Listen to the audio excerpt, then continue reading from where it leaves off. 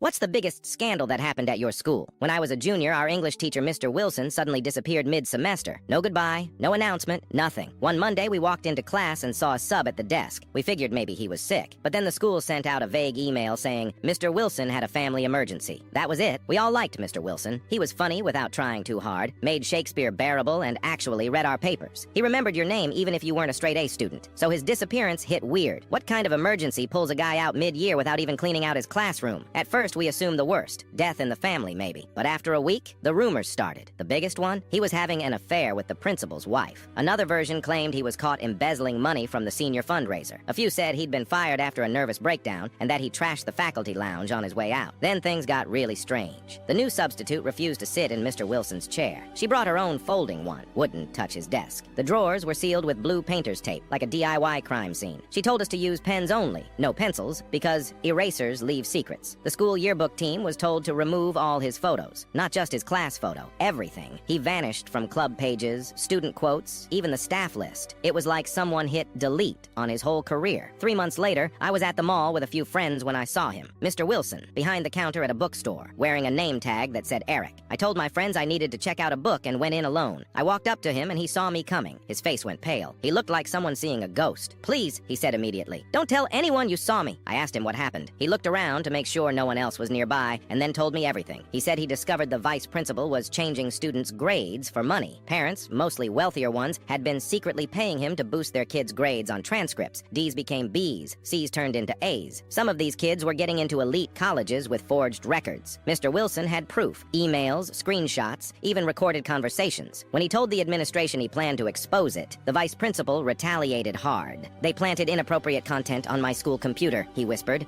They said if I didn't leave quietly, I'd be arrested. It'd be my word against theirs, and they had already started the rumors. They gave me a choice, walk away or lose everything. He said he packed up that night, didn't even go home, left town for good. A few weeks after that, the truth finally came out. Another teacher, someone from the tech department, found backup files with the altered transcripts. When they dug deeper, everything unraveled. The vice principal was arrested and later sentenced to time in prison for fraud, tampering with educational records, and obstruction of justice. A couple of the parents were fined. Some colleges pulled admissions offers. The school tried to spin it as an isolated administrative breach. But Mr. Wilson never came back. They cleared his name internally, but the damage was already done. No press release, no apology, just silence. His reputation was wrecked. Too many people believed the first rumors. I went back to the bookstore a few weeks later. He was gone. They said he stopped showing up, left no contact info. To this day, there's still a faint outline on the classroom door where they scraped off his nameplate.